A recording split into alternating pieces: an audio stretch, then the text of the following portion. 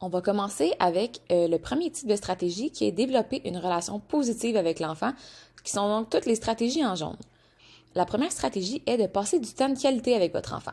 Donc, c'est surtout d'avoir des moments qui sont positifs que vous allez partager avec votre enfant. Ici, on ne parle pas seulement de faire acte de présence, donc par exemple d'être côte à côte et en faisant chacun vos activités de votre côté, ou d'être sur votre cellulaire, ou de regarder la télé ensemble. C'est sûr que ça peut arriver, mais ici, on veut vraiment que pendant votre journée, vous preniez le temps de jouer avec votre enfant. Donc, découvrir du plaisir avec lui, de jouer à ses activités préférées. Euh, Ici aussi, ce qui est important de noter, c'est que la fréquence, elle est plus importante que la durée.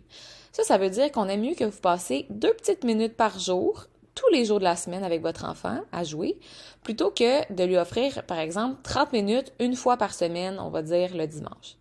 Donc, parfois, on peut se demander comment est-ce qu'on peut faire pour insérer ça dans le quotidien. Donc, nous, on vous conseille de vous l'insérer dans la routine.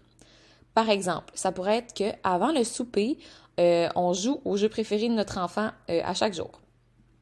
Ça peut être aussi de lui lire un livre, par exemple, là, avant le dodo.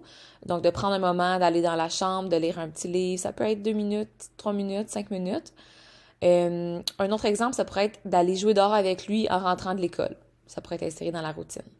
Donc, comme j'ai mentionné, ça peut être un petit 2 minutes par jour et ça pourrait faire toute la différence pour améliorer la relation que vous avez avec lui. Donc, cette stratégie-là, on l'aime beaucoup parce qu'en plus d'améliorer le lien que vous avez avec l'enfant, la stratégie, elle encourage l'exploration de votre enfant et ça lui donne aussi des opportunités de développer ses connaissances et d'améliorer sa communication.